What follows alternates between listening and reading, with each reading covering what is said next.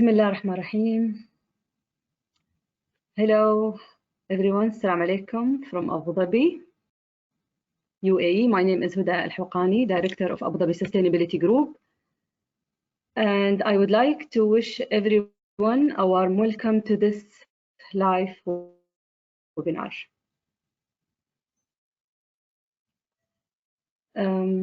Still people are joining. Okay, this is our first webinar in our Sustainable Business Leadership Forum webinar series that we will be hosting throughout the year. We are very excited to have you all joining, as we know how valuable your time is.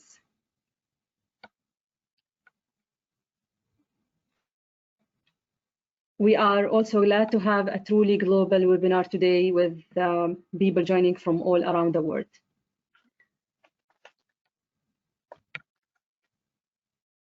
So before we go to our agenda, I would like to share some information about our webinar today, as this might be the first time participating in our webinar for some of you. I would like to start by briefly introducing how this session will work. So this is a live webinar, and whilst you are able to hear us, we will not be able to hear you. However, our webinar are designed to be interactive with live interaction throughout the session. We encourage you to participate by writing questions and comment as at the bottom of your control panel, where you should find a question box, as you can see in the screen.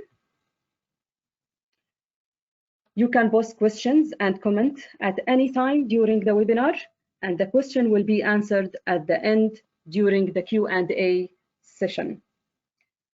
We very much look forward to hearing from you so that you can be engaged with the panelists and with each other.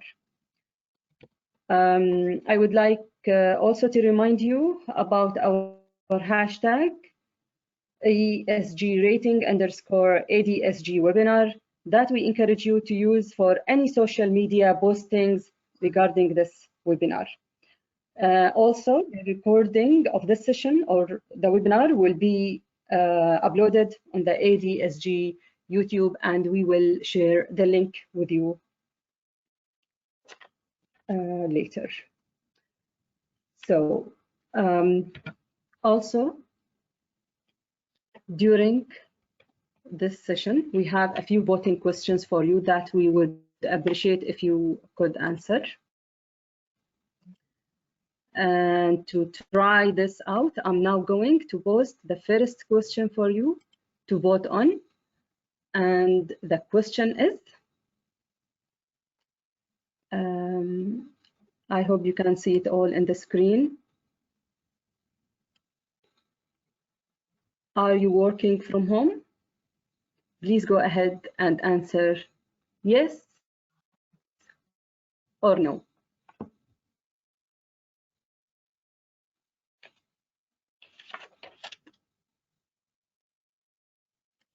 Okay.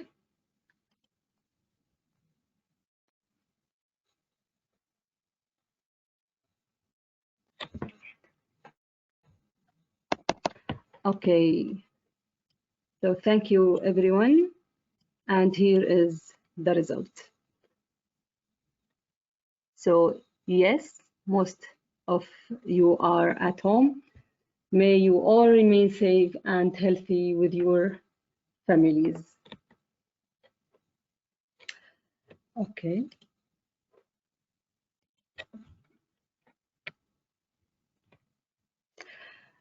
So now, as we know how that works, we are ready to vote when the next question comes up, as we will have a few more voting questions for you during the panel discussion today. And back to our agenda. And I would like to start with introduction about ADSG for the participants who are joining us for first time.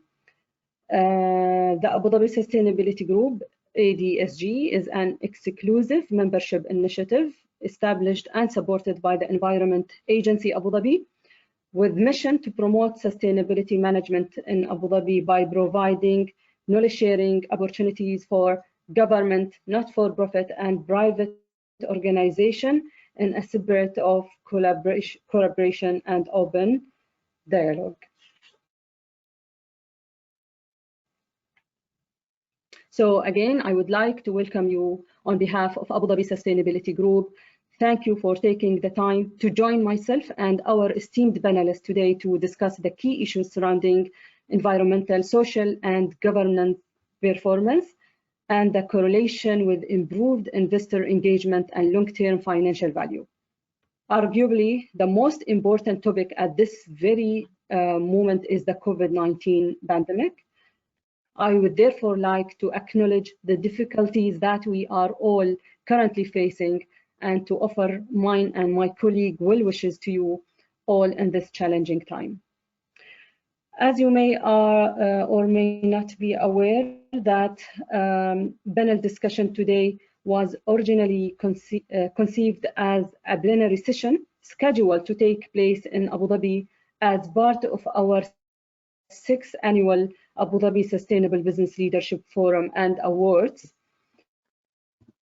The Abu Dhabi Sustainability Group made the decision in early March to postpone this event, and in light of evolving circumstances, we have since chosen to present the forum safely to an international digital audience by transforming the program into a series of webinars.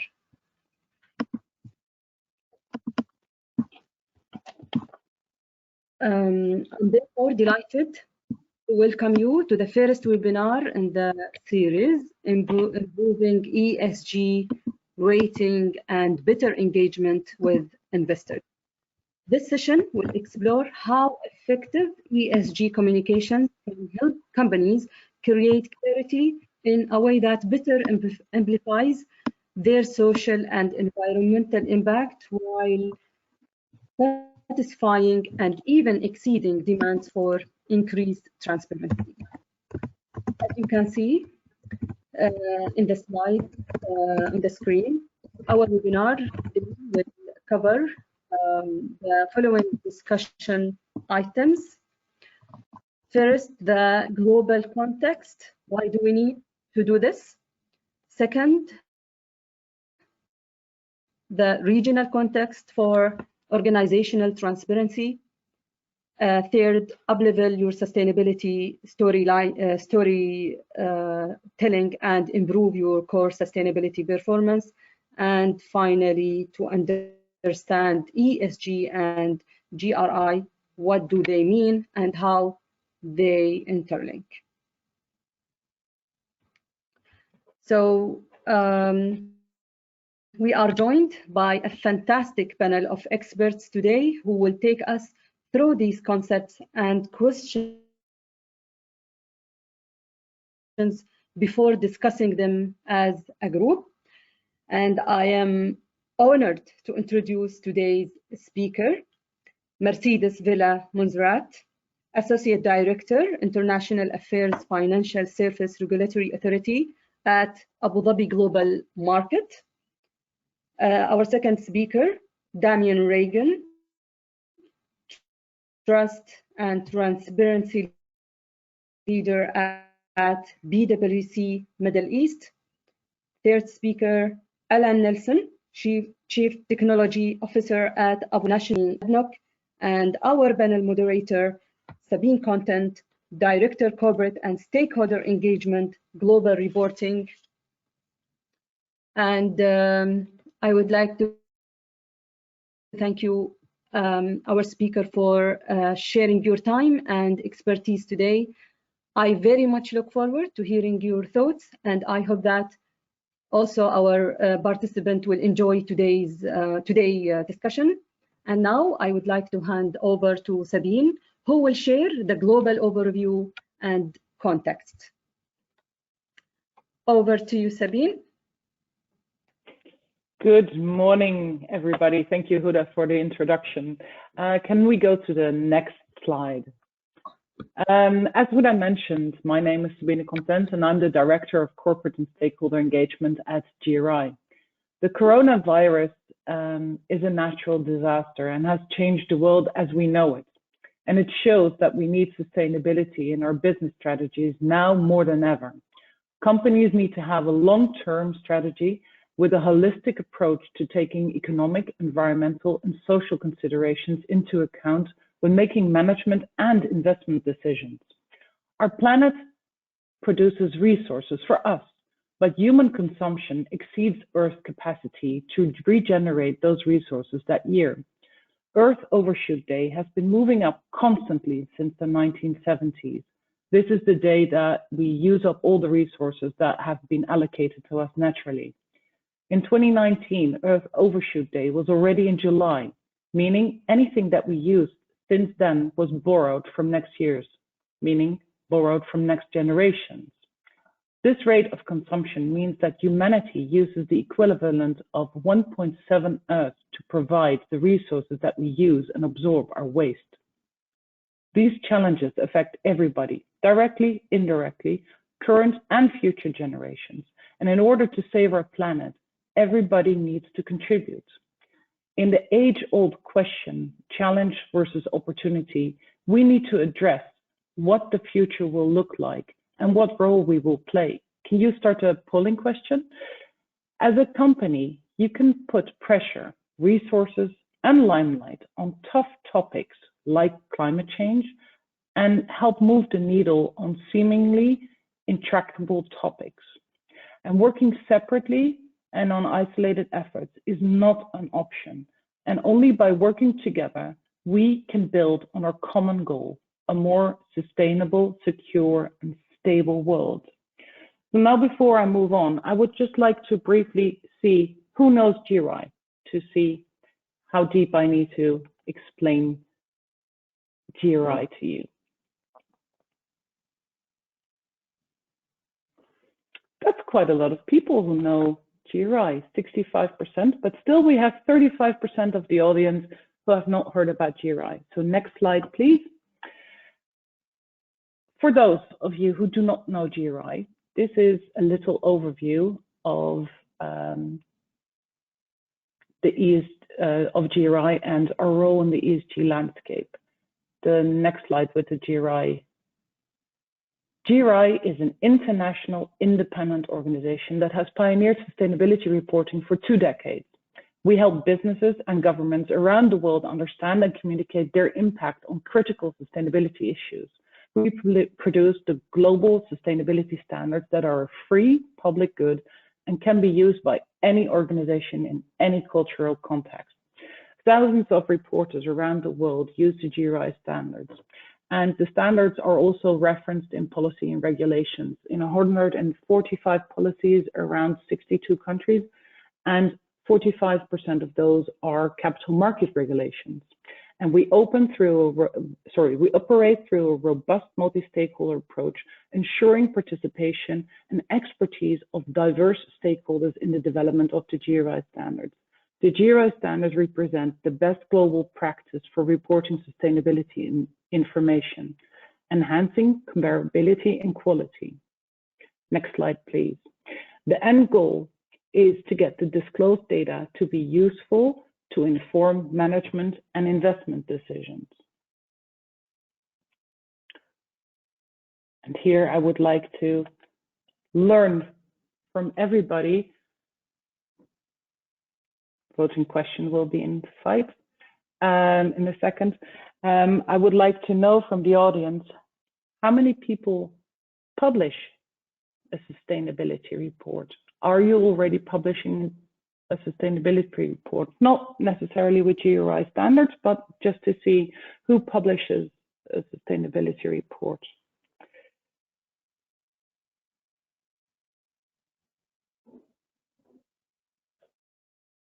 I'm curious to see the results.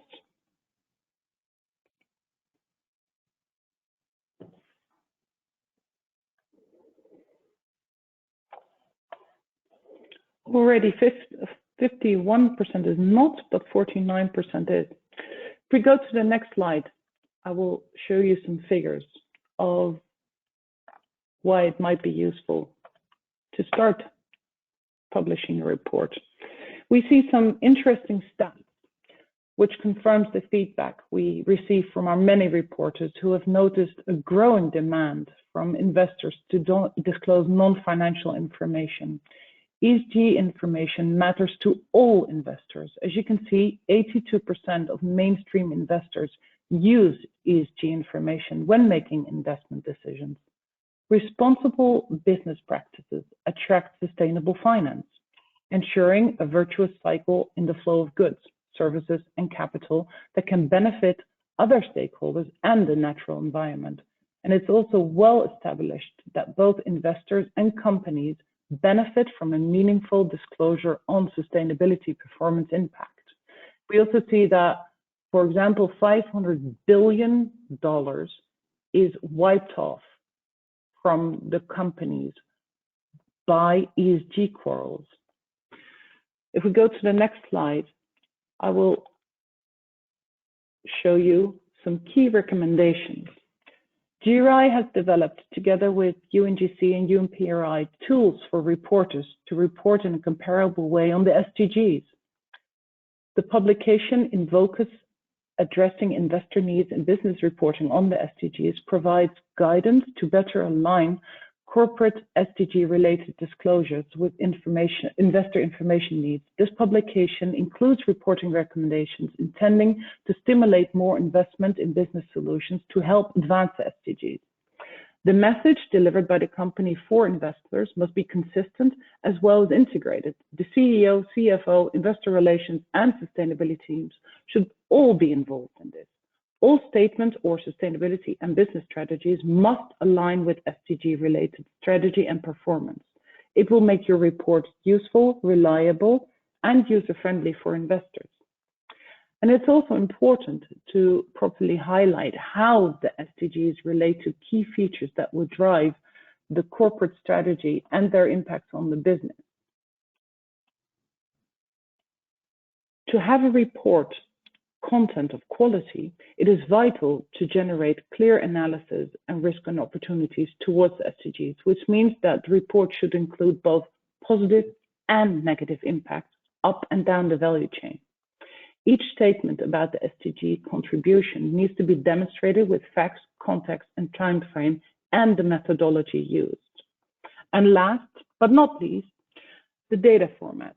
Investors need to read standardized data and be able to compare them across time and companies using internationally recognized disclosure tools such as the GRI standards.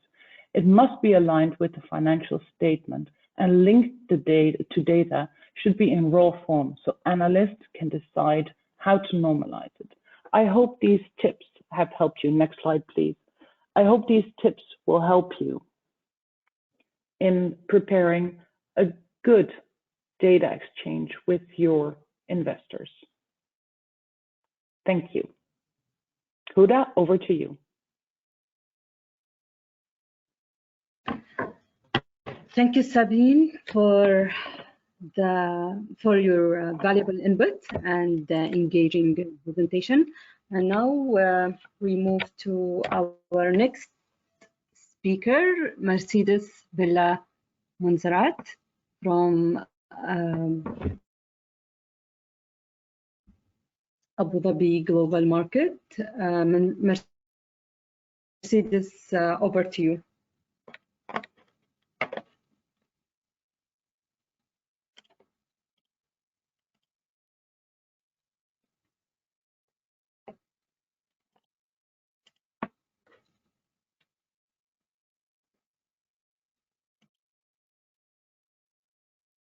Mercedes?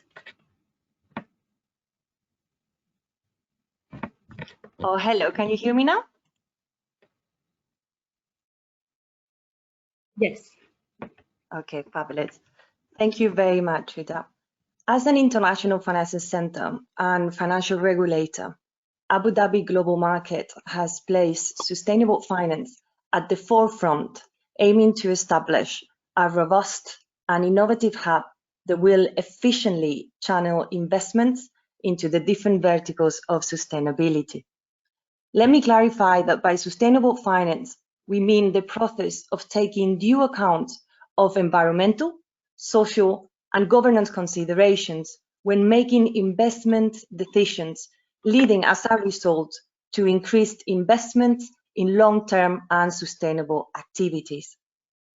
In January last year, ADGM held its Abu Dhabi Sustainable Finance Forum. During that event, a very important document was published, the Abu Dhabi Global Market Sustainable Finance Agenda. This agenda sets a roadmap to develop a sustainable finance hub that supports capital formation as well as the creation and issuance of products to achieve positive economic, social, and environmental objectives. To create the Sustainable Finance Hub, we have come up with 4 key pillars, 4 key verticals that you can see on the slide.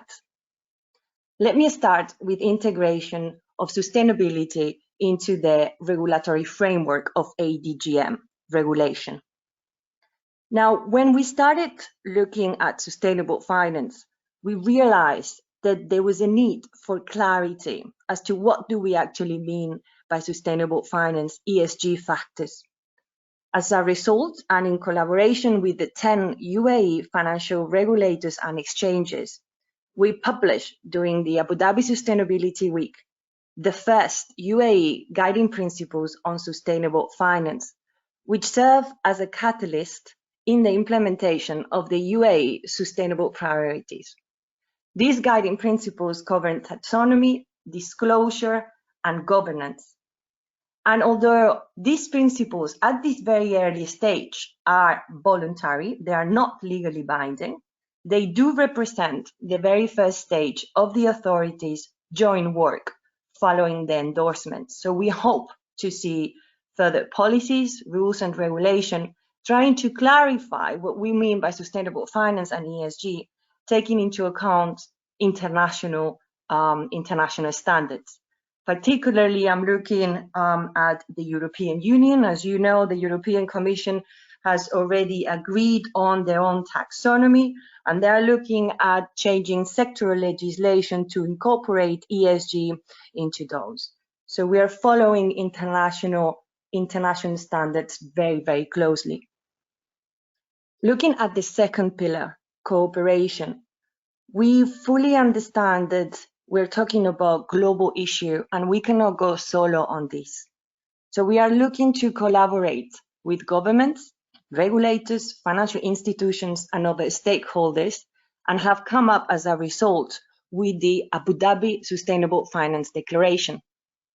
This declaration was published again during Abu Dhabi Sustainability Week.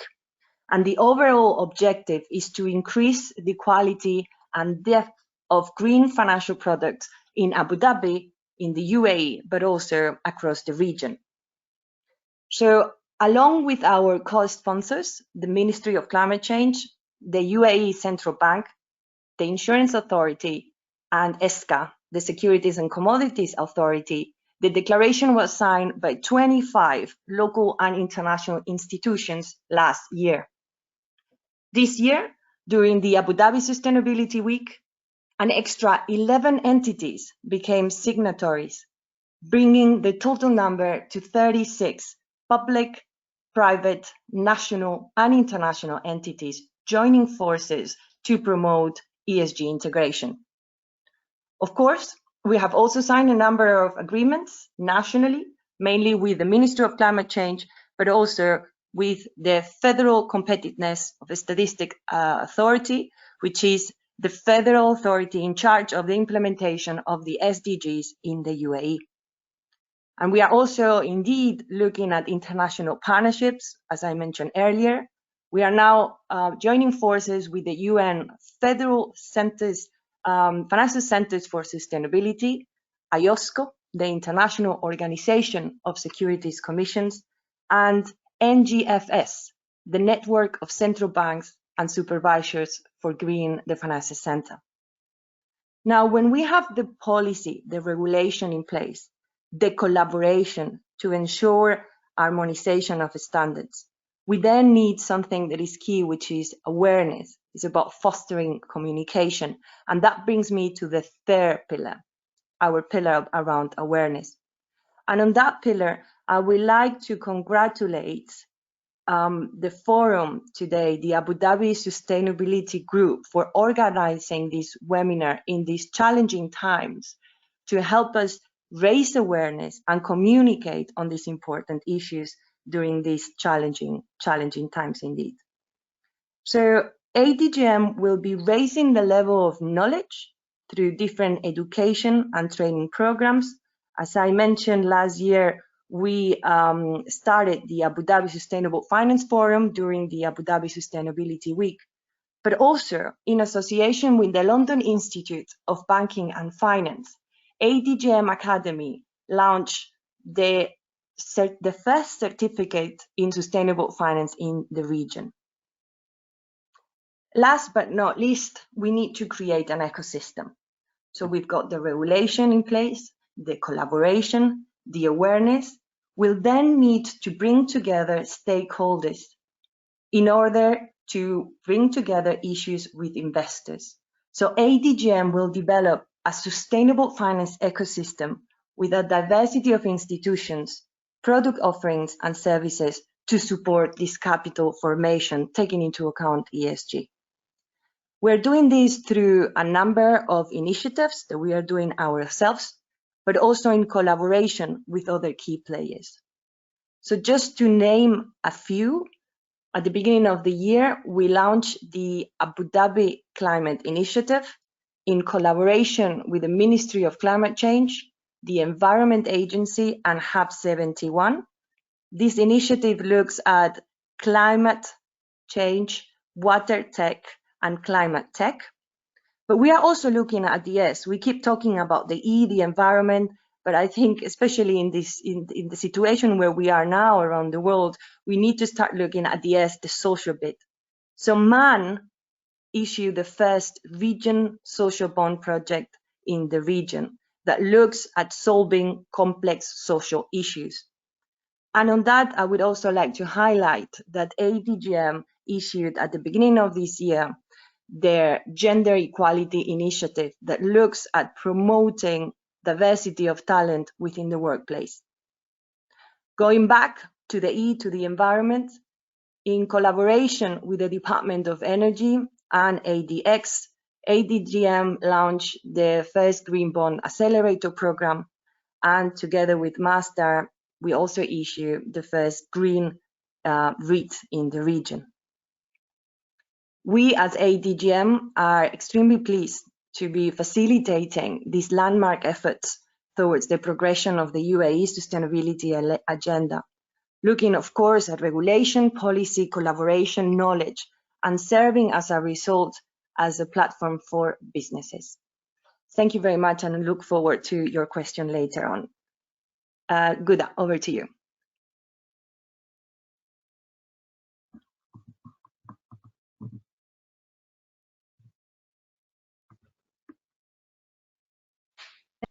Thank you, Mercedes, very much. I'm personally impressed by ADGM Sustainable Finance Agenda and for all the effort on accelerating and supporting the sustainability in Abu Dhabi and UAE. And now we move to our next speaker, Damian Reagan, Trust and Transparency Leader at BWC Middle East. Over to you, Damian. Thank you very much, Huda, and thank you very much for everyone joining today. I want to take the same sort of topic forward, improving ESG ratings and better engagement with investors, thinking more in terms of how do you get the information, the data that's required for investment decisions. Good decisions themselves often come from reviewing good information, and investors, vendors, suppliers, regulators and customers, even employees, all base decisions on the type of relationship they want with a company on the information they obtain. So it's important the information is accurate, relevant, and timely for those decisions. Now, traditional information has been financial, i.e. is profit and loss, earnings per share, balance sheet. And that information is based on thousands of years of accounting development. And we've seen a development of international standards, of preparatory accounting standards. There's qualified professions for accountants to both create and also to audit this data. We've got qualified professionals, investment managers, analysts trained to read and understand financial information, and mature IT systems to collect that data. Overarching that, there is a great body of good quality reporting and house standards and best practice to which people can refer to. But increasingly, stakeholders are not just looking at financial information, but they're looking at non-financial information on the company they're dealing with. If we could just turn to the next slide. To give an example, Larry Fink, the CEO and chairman of BlackRock, the world's largest asset manager, issues an annual letter to CEOs on corporate governance, and last year he addressed sustainability and its importance to investors. Now, I would recommend his letter to you. It's a long letter, and I've paraphrased it here with my own observation. But although he is primarily talking about himself as an investor and his company's investor, these points are all relevant from a consumer working with a company, a business-to-business, supply chain, an employee. So these are all relevant for all stakeholders. Now, he addresses a number of points. If we look at the first two, climate change has become a defining factor in companies' long-term prospects, and climate change is an investment risk. What he's saying here is that an investor is looking for growth of the stock, consistent future cash flows, growth in market share. But how difficult is that in a world where inflation and interest rates and economic change and growth is all affected by increased risk of floods, droughts, and extreme heat, and water shortage? Climate risk has to be identified, quantified, and factored into decision-making processes. Our investment conviction is sustainability and climate integrated portfolios provide better risk-adjusted returns. So what that means is recognizing climate change is important so it can be built into the portfolio. You exit high sustainability risk stocks and include those where companies are demonstrating that they understand and have mitigated those risks, or they're creating new sustainability related products and services, taking advantage in a way of climate change. And finally, we believe all investors, regulators, insurers, and the public need a clearer picture of how companies are managing sustainability related questions. And companies that champion transparency and demonstrate a responsiveness to stakeholders will attract more investment. So there we go. In a nutshell, he's saying articulation by the company is very important and disclosure is crucial to get an appropriate valuation. As Larry actually says elsewhere, the goal cannot be transparency for transparency's sake. Disclosure is a mean to achieve a more sustainable and inclusive capitalism. Sorry, could we just jump back slightly? And those points in a nutshell gives us the exam question, so how to have a better relationship with investors. Now, interesting today, there's a Bloomberg report on the world's largest sovereign wealth fund, the Norges Bank Investment Management, which highlighted the fact its portfolio has dropped 23% because of the current pandemic, but it believes it will weather the storm because its ethical approach puts ESG at the forefront of investment decisions. So it excludes investments deemed unethical, tobacco, weapons, and those that depend on coal, mining, or power generation. And those companies that are corrupt with environmental damage or human rights violations, and they will actually withhold capital from companies not deemed to share values. And they get that knowledge by interviewing companies and reading the information that they publish. Now, non-financial reporting has got very little of the characteristics of financial reporting. There's a confusing array of standards, guidance, and recommendations for calculating reporting. There's no formal training for those to collate and audit numbers. There's few IT systems to assist and few robust processes. Indeed, there's little education for those to actually read and fully understand the information that they've been given. Now, having spent 20 years in London working in a mature financial reporting market, we can see great advances in the robustness of reporting. But in the Middle East over the last couple of years, I've seen a relatively immature non-financial reporting market, but it's showing interest in ESG increasingly, and over the last 6 months particularly. So why is this? We're seeing general global awareness of environmental change and fearful of its impact. We're seeing the SDGs, the Sustainable Development Goals, and commitment by countries to those. This all flows down to companies who are increasingly asked by their stakeholders about environmental concerns. And I spoke at a great conference last year in Cairo on how companies can and should align themselves to SDGs. And there's great interest by companies on how to do that. So here in the Middle East, as we've heard, the Abu Dhabi Exchange is stepping up in terms of guidance, as is the Dubai Financial Market and Qatar Stock Exchange. All have issued guidance on reporting. And we've seen many companies being asked to provide metrics if, for example, they're part of a global firm, let's say Unilever, reporting to the head office on ESG KPIs, or local companies such as NMC and Network International that are listed on the UK Stock Exchange and are required, mandated by that listing authority.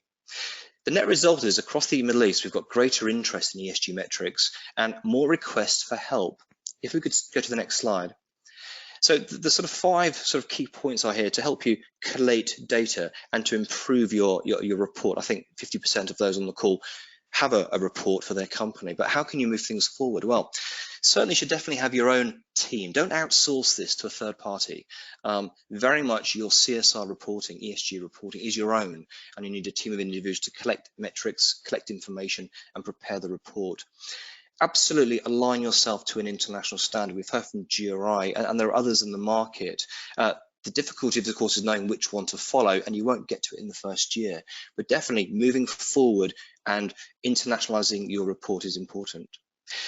The CSR report itself is your window to the market, your communication. So I'd encourage you to use a comms team to help you with that. It's very much a PR journalist activity writing that sort of report, but it's your messaging. It's important to have control over it.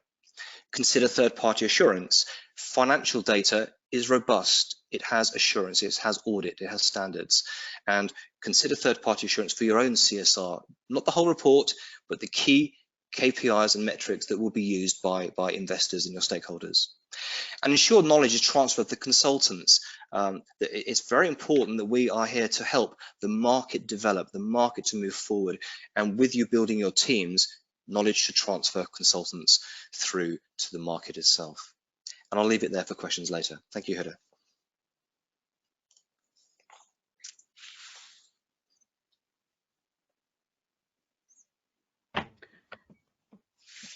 Thank you, Damien, so much about your input. And we move to our last speaker, Alan Nelson, Chief Technology Officer at ADNOC. Over to you, Alan. Thank you, Huda. Good morning, good afternoon, and good evening, everyone. I hope everyone is staying healthy and staying safe.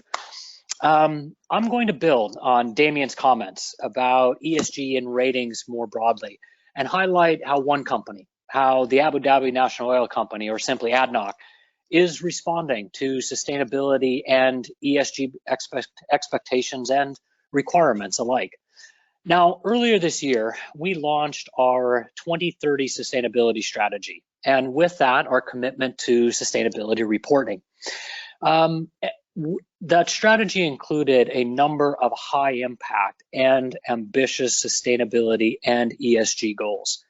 And while our 2030 strategy is new, it's important to highlight that our commitment to sustainability and to ESG has been a focus for ADNOC since our inception quite a few decades ago.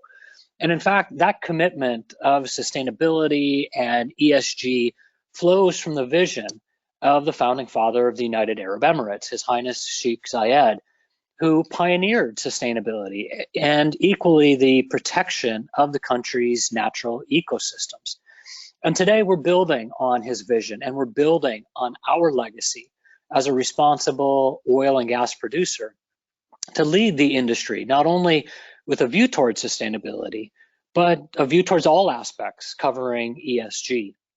So to this end, as you'll see on the screen now, we're taking a very comprehensive approach to our sustainability strategy in terms of our contribution to the economy, our contribution to the environment, and of course, our most important asset, our people. And with our 2030 strategy, for example, we announced ambitious plans to decrease our greenhouse gas intensity by 25%. We're also committing to reduce our freshwater consumption to less than 0.5% of our total water consumption. As part of our commitment to protect and support biodiversity, we've also committed to planting 10 million mangrove trees. We've also set out ambitious targets such as increasing our in-country value score to greater than 50. And this will encourage private sector partnerships and be a catalyst for in-country economic growth. We've also committed to increasing our gender balance by appointing a woman to each and every company board for the companies within ADNOC. And of course, our goals are underpinned by our commitment to be a global benchmark in safety as well as asset integrity. So as you can see for us, although there are many threads and many commonalities around environmental aspects and biodiversity, we have a very comprehensive and a very ambitious set of ESG goals that focus on everything from climate emissions and energy to the local environment, to economic and social contribution, workforce diversity and development, health and safety, and all of this is underpinned by good governance, that is business sustainability. Huda, next slide, please, if you can. As the slides are changing here, let me just start by saying sustainability and ESG are central pillars for a diversified energy mix. And we see this not only with ADNOC, but we see this across the markets and across societies today. That is, as we see, and as you've heard today, we see the growing importance of ESG from our stakeholders, from our partners, and from the financial community. And in turn, we've committed to improving our transparency on ESG disclosures through our annual sustainability reporting. It's also probably worth highlighting that we're taking a different approach to how we deliver our sustainability and ESG ambitions for ADNOC and for the UAE. And as you probably picked up on when Huda very kindly introduced me for this session, she introduced me as the Chief Technology Officer, and that is absolutely right. While many companies report sustainability functionally into health and safety or into corporate strategy, we at ADNOC aligned sustainability into the Chief Technology Officer. And we did that for a number of reasons, but primarily we chose to align sustainability under the CTO to deliver on our promises. And to deliver on these promises, we require new technologies. We require new technologies to improve energy efficiency, to continue to expand our world-leading efforts on carbon capture and sequestration, to continue to improve our water management processes and minimize freshwater consumption, to improve and increase recycling, amongst others. All of these are going to be enabled through technology and technological advances. And today we have over 200 strategic sustainability initiatives across all of our business. And these are focused on each and every one of our aspects around our 2030 strategy. Equally important, I think it's worth highlighting, we're also utilizing new digital solutions within the business to measure, control, and report on ESG parameters. And we're using such tools as artificial intelligence and blockchain and improved analytics to not only measure and monitor what we're doing when it comes to sustainability ESG, but importantly, increase the credibility of our numbers that we're able to report. Our 2030 sustainability strategy and ESG goals are really about bringing all of this together and probably more importantly, taking it to the next level. And that is, this is not, as I started off by saying, a new commitment for ADNOC, but rather we're building on our long-standing commitment to sustainability and to ESG. Lastly, it's worth mentioning, I believe, the importance of sustainability and ESG in the context of the current COVID-19 pandemic and certainly with the backdrop of current oil prices. Sustainability at its core, we must remember, enables resilient and future-proofed businesses and industries. And if anything, the current environment only highlights the need for a proactive sustainability and ESG agenda. And we believe further reinforces the direction and the vision that we've set out around sustainability and around ESG. So with that, we'll draw things to a close. And again, thank you very much for joining this webinar, and we'll turn things back over to Huda.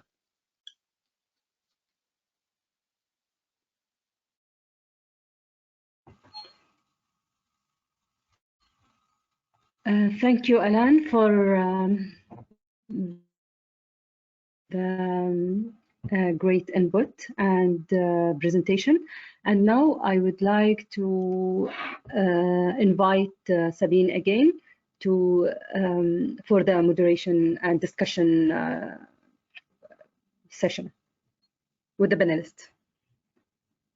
Thank you, Huda, and thank you to all the speakers for providing insights today. And I see questions rolling in already, and I hope we'll be able to answer all of your questions today. So to start off the discussion, I would like to ask maybe Mercedes. I think this is a clarifying question from somebody in the audience. Is the Abu Dhabi green financing guidelines related to the One Planet framework?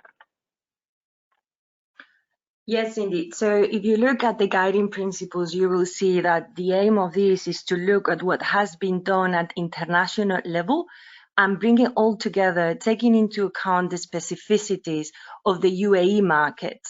So the aim is to collaborate, the aim is to join forces to promote already existing international initiatives from regulators, but also market participants, and to move these things forward like that. So yes, indeed, it takes into account this initiative as well. Great. And can I do a follow-up question straight away for you, Mercedes? There's also a question, is ADGM focusing on any specific ESG index? Yeah, so we are a financial regulator. We are not an exchange, okay? But what we are doing following the publication of the UAE guiding principles through our working group, which is made up of the 10 UAE regulators, but also exchanges, is to look at how we can support ESG investing. So we are indeed looking in the short to medium term to come up with recommendations for policies and rules to foster third-party verification, but also supporting the development of green bond indexes, green equity indexes, and related products to encourage green investments. Okay, great, thank you. I think I have a next question for Alan, because I think you're best equipped to answer this one. How do you support local and international private company on sustainability participation? So we support really both companies through several levers. So for example, if we segment and we first look at the local companies, we work very closely with our local partners, our local providers, to essentially leverage our sustainability goals and our expectations. So we'll share with them our best practices. We'll share with them technologies about emissions or water treatment, etc. And we may even work with them to provide them, some of the energy inputs or some of the resources, so that we can make them as sustainable as possible. In the broader sense, in the broader markets, we will do something very similar in that when it comes to sustainability, we need to view this as not necessarily a competitive advantage for individual companies, but something that's required across the industry. So we very willingly and very openly share different technologies, different thoughts, etc., as they pertain to sustainability. So, for example, a lot of our pioneering work on carbon capture and sequestration, we present that work, the details, the key learnings. We share all of that very openly, so that not only we can benefit, but the industry and society as a whole can benefit. And we do this many, many, many times over. So whether it's water usage or methane detection or emission detection, fugitive emission detection, for example, we broadly share all of these learnings. And then for both groups, kind of pulling them back together, from a supply chain perspective, we hold all of our suppliers accountable to essentially meeting our sustainability expectations or obligations. So we have a sustainability code of conduct, if you will, that we share with all of our suppliers. So we're not only holding ourselves accountable, but we're holding our suppliers accountable as well. And in that process, helping them and sharing some best practices. I think that's great what you're saying. You're not only collaborating with them, you're also helping them to improve. I really like that, to integrate your full supply chain in that. There's questions coming in. I like that. People keep sending your questions. I have a question for Mercedes.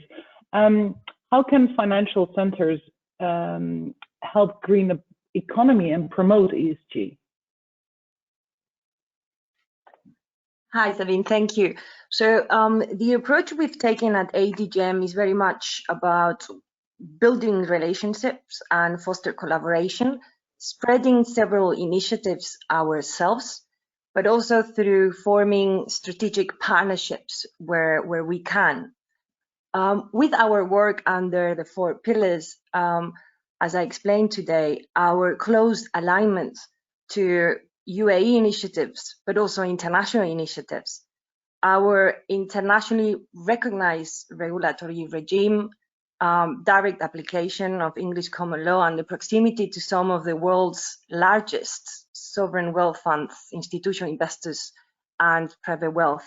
We believe ADGM is ideally placed to develop a sustainable finance ecosystem, catering to the needs of those local and international investors, and can and will make the difference through the 4 key pillars. Great, thank you. I think that's a very clear answer. Damien, I've got a question for you. Two questions in one, in light of time. If you look at a good, in your opinion, what is a good CSR report, and what kind of data would you be sharing? Would you suggest to share? Okay, well, thank you very much. So I think a good report needs to be clear, concise, robust. The information has to be relevant to the stakeholders, which itself is difficult. As I mentioned earlier, a company typically has many stakeholders, investors, business relationship partners, employees, vendors, etc. So trying to make sure you've tackled everyone's concern is difficult, but it's an important exercise to go through in order to do that.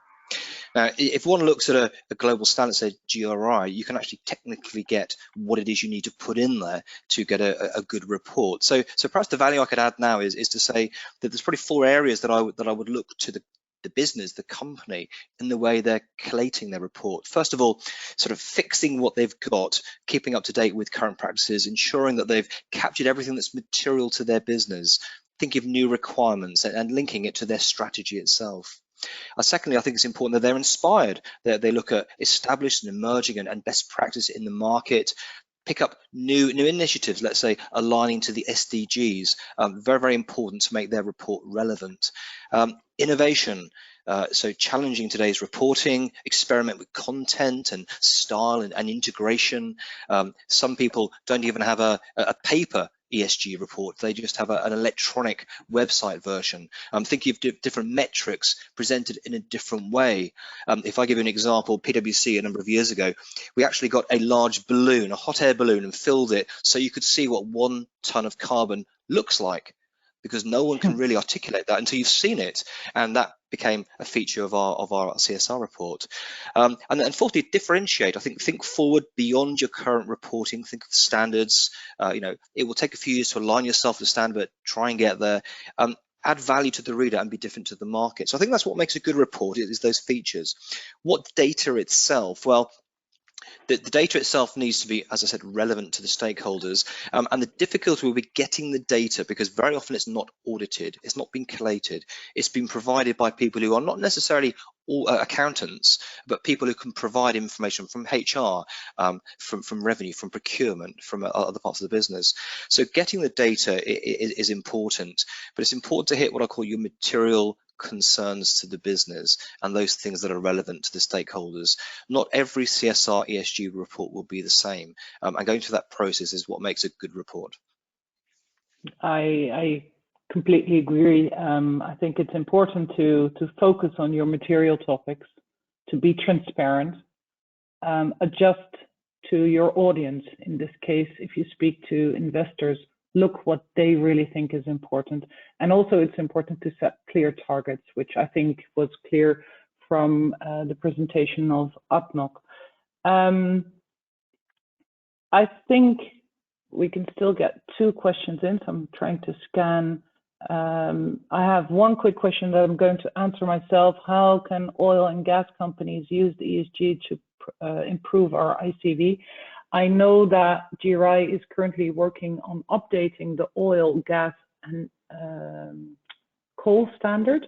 So in a couple of months, you'll be seeing a new standard on that, which is part of our standards, and it's a sector standard to help you there. A question from Mohammed, and I think this is for Alan. How do you think the current situation would affect funding from banks and government from the different ESG funds? Yeah, so if by current situation we're referring to the current energy prices, I think, suffice to say, I think it makes access to capital more difficult. Just like any market where you're seeing a downturn, right? And whether that's a downturn in oil prices or energy prices or any products or petrochemicals or commodities, et cetera, anytime that you see price declines in those markets, then naturally, the access to the capital to feed those markets, to go build, expand, et cetera, is going to be a bit more difficult to access. So I think that is certainly a consequence of the current backdrop with oil prices. I think in the broader, say, context of COVID-19, I don't think the oil and gas market is any different than any other markets. I think we're probably seeing across the board some tightening of access to capital and to capital markets as a result of the global pandemic. And again, I don't think that oil and gas in that respect is necessarily any different than any other market. No, I agree. I agree.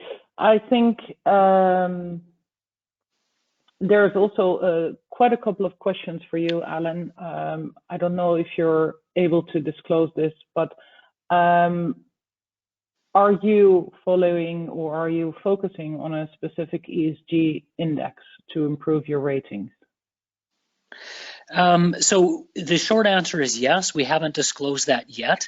But what I can tell you is later this year, we have committed to publishing our sustainability report. And so keep an eye out for that. We'll have a lot more information, the standards, the process, update on their use of AI and blockchain, as well as more details and information about how we're going to deliver our 2030 sustainability goals. And I think that's a really important aspect of that, is that when we put these ambitious goals in place, we looked very hard and deep into the businesses to understand what is their current performance, what would the business as usual case take us out to, and then we stretch the businesses very, very hard to say how much more should we be doing with the advent of new technology, et cetera.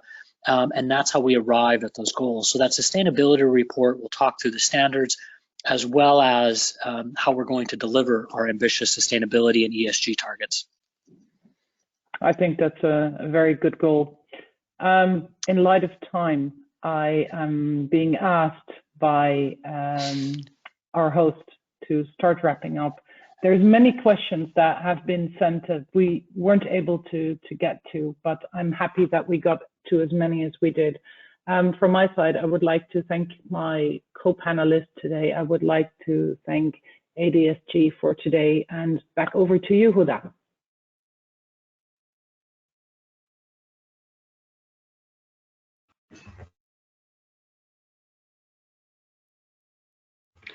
Thank you, Sabine. I